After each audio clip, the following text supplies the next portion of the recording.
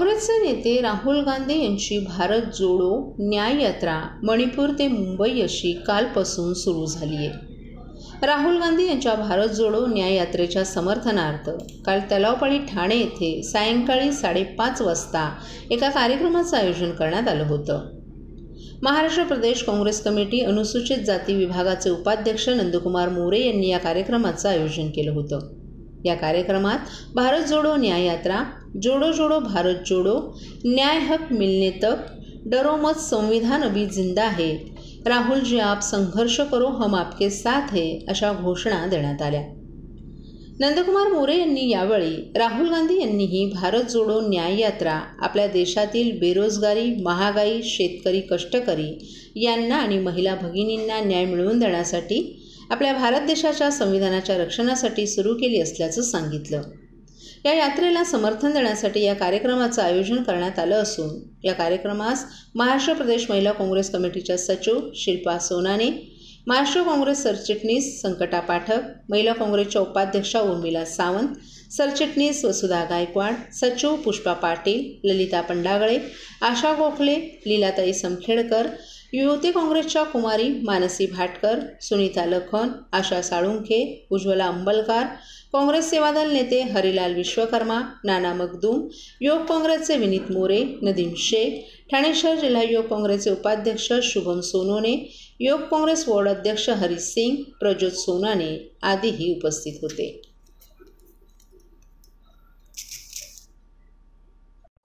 भारत देशातील शेतकरी, कष्टकरी, बेरोजगार, शिक्षित, अशिक्षित, आदिवासी, मागासवर्गीय या सर्वांचे आवडते लोकप्रिय नेते आणि आमचे काँग्रेस पक्षाचे खासदार आदरणीय राहुलजी गांधी यांनी यापूर्वी कन्याकुमारी ते काश्मीर अशी भारत जोडो यात्रा काढली होती।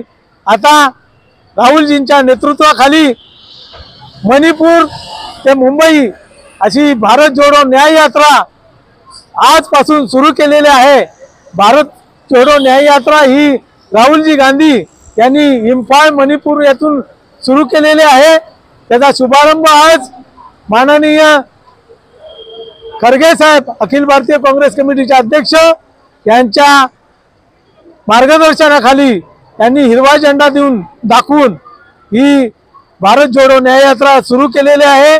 त्या न्याय यात्रेचं समर्थन आम्ही आज ठाणे शहरामध्ये करत आहोत। महाराष्ट्र प्रदेश काँग्रेस कमिटी अनुसूचित जाती विभागाचा उपाध्यक्ष मी नंदकुमार मोरे आणि माझे सर्व सहकारी आमच्या महिला काँग्रेसच्या महाराष्ट्र प्रदेशच्या सचिव शिल्पा सोनवणे, युवक काँग्रेसचे विनीत मोरे, शुभम सोनवणे, हरी सिंग, हरिलाल विश्वकर्मा, आमचे ठाण्यातील नेते संकटा पाठक, आम्ही सर्वजण या ठिकाणी एकत्र येऊन राहुल गांधींच्या या भारत जोडो न्याय यात्रेचं समर्थन आज या ठिकाणी करत आहोत।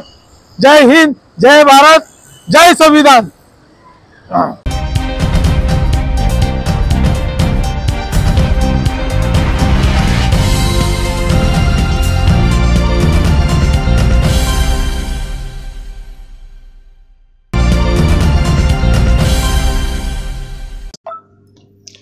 अयोध्येत प्रभू श्री रामचंद्राचा प्राणप्रतिष्ठापना सोहळा येत्या 22 जानेवारी रोजी पार पडत असताना स्वित्झर्लंडमध्ये हा क्षण अत्यंत श्रद्धापूर्वक साजरा करण्यात येणार आहे। या निमित्तानं येथे अनेक धार्मिक उपक्रमांचं आयोजन करण्यात आलं असून त्याचं निमंत्रण मुख्यमंत्री एकनाथ शिंदे यांनाही देण्यात आले। स्वित्झर्लंडमधील दावोस शहरात येत्या 15 ते 20 जानेवारी दरम्यान आयोजित करण्यात आलेल्या जागतिक आर्थिक परिषदेला उपस्थित राहण्यासाठी मुख्यमंत्री एकनाथ शिंदे आज स्वित्झर्लंड येथे पोहोचले। यावेळी येथील बृहन्महाराष्ट्र मंडळाच्या सदस्यांनी विमानतळावर पारंपरिक पद्धतीनं जल्लोषात मुख्यमंत्र्यांचं स्वागत केलं। यासोबतच बृहन्महाराष्ट्र मंडळ स्वित्झर्लंड आणि हिंदू स्वयंसेवक संघाच्या वतीनं राम मंदिराची प्राणप्रतिष्ठापना होईपर्यंत पुढील आठवड्यावर अनेक कार्यक्रमांचं आयोजन करण्यात आले। यामध्ये प्रामुख्यानं रामजप लेखन, हनुमान चालिसा, रामरक्षा पठण, सुंदरकांड पठण, सूर्यनमस्कार घालणं तसंच 22 जानेवारी रोजी मंदिरात रामज्योती प्रज्वलित करणं अशा उपक्रमांचा समावेश आहे। दावोस दौऱ्यासाठी पोहोचताच मुख्यमंत्री एकनाथ शिंदे यांना स्थानिक मराठी बांधव भगिनींनी या सोहळ्याचं निमंत्रण दिलं। तसंच 22 जानेवारी रोजी राम मंदिर प्राण प्रतिष्ठापना सोहळ्यात सहभागी झाल्यावर त्यांचीही सेवा प्रभू श्रीरामाच्या चरणी रुजू करावी अशी विनंती केली. या विनंतीचा स्वीकार करून त्यांनी दिलेल्या निमंत्रण पत्रिकेचा शिंदे यांनी स्वीकार केलाय. यावेळी राज्याचे उद्योगमंत्री उदय सामंत तसंच बृहन महाराष्ट्र मंडळ स्वित्झर्लंडचे सर्व सदस्यही उपस्थित होते.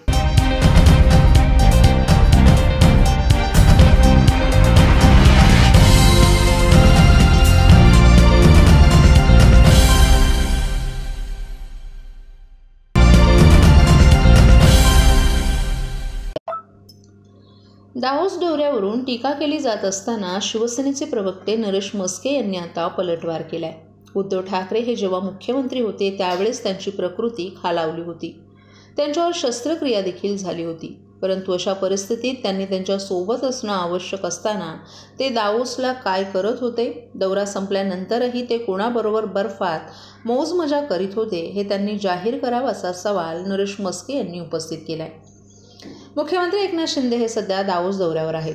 परंतु या दौऱ्यावरून उद्धव आणि आदित्य ठाकरे यांच्याकडून टीका केली जाते. या टीकेला मस्के यांनी प्रत्युत्तर दिले.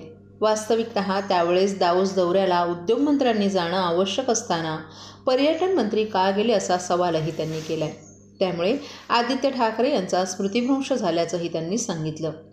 लहानपणी खाऊसाठी ते भांडायचे तसे तेव्हा मुख्यमंत्र्यांच्या मागे लागून ते दावोसला गेले होते अशी टीकाही त्यांनी केली आहे. त्यातही या दौऱ्याला ते किती जणांना घेऊन गेले होते ते देखील त्यांनी जाहीर करावं असं आव्हानच त्यांनी आदित्य ठाकरे यांना दिले. नियमानुसार आम्ही उच्च न्यायालयात गेलो असून उद्धव बाळासाहेब ठाकरे गटातील 14 आमदारांना अपात्र करावं अशी मागणीही केली आहे.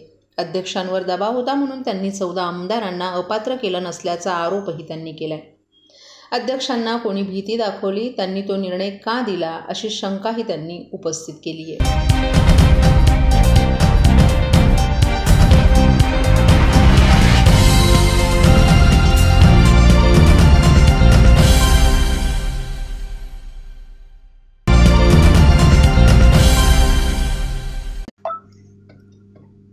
जीवनशैलीजन्य विकारांच्या व्यवस्थापनातील नवीन दृष्टिकोन हे तत्त्व स्वीकारून अखिल भारतीय आयुर्वेद महासंमेलनाच्या वतीनं तसंच आयुष मंत्रालय, भारत सरकारच्या सहकार्यानं राष्ट्रीय आरोग्य मेळा आणि AICCON 2024 19 जानेवारी ते 22 जानेवारी या कालावधीत सकाळी 10 ते संध्याकाळी 6 या वेळेत राम गणेश गडकरी रंगायतन आणि श्री समर्थ सेवक मंडळ डॉक्टर मूस रोड ठाणे येथे आयुर्वेदिक महासंमेलन संपन्न होणार असल्याची माहिती आज एका पत्रकार परिषदेत देण्यात आली आहे.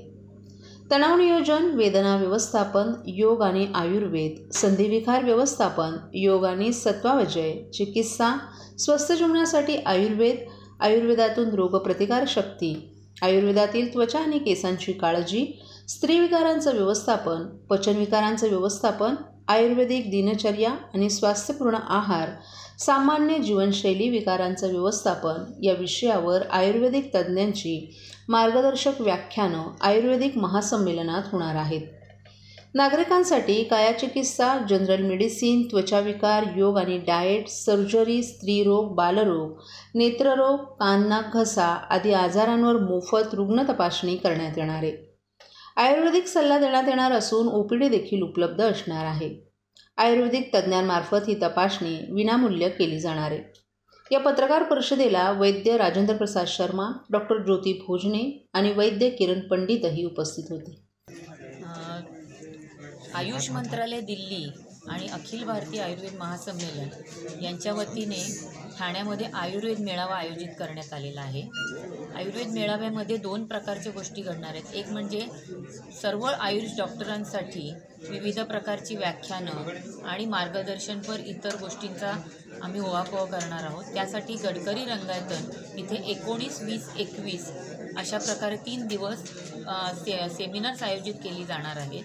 आणि त्याच्याबरोबरच समोर समर्थ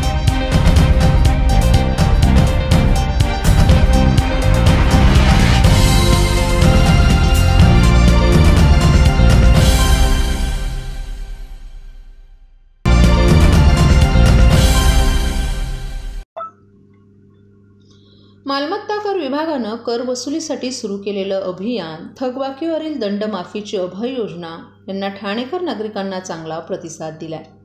त्यामुळे मालमत्ता विभागानं 15 जानेवारीपर्यंत 610 कोटी रुपयांच्या मालमत्ता कराची वसुली केली आहे. यामध्ये 115 कोटी रुपयांच्या थकबाकीचाही समावेश आहे. 15 डिसेंबरपासून लागू करण्यात आलेल्या थकबाकीवरील दंडमाफीच्या अभय योजनेलाही चांगला प्रतिसाद मिळाला असून अभय योजनेच्या काळात 48.64 कोटी रुपयांची थकबाकी वसूल करण्यात मालमत्ता कर विभागास यश मिळाले. नागरिकांच्या प्रतिसादामुळे 2024 या आर्थिक वर्षात 600 कोटी रुपये इतक्या मालमत्ता वसुलीचा टप्पा पार झालाय.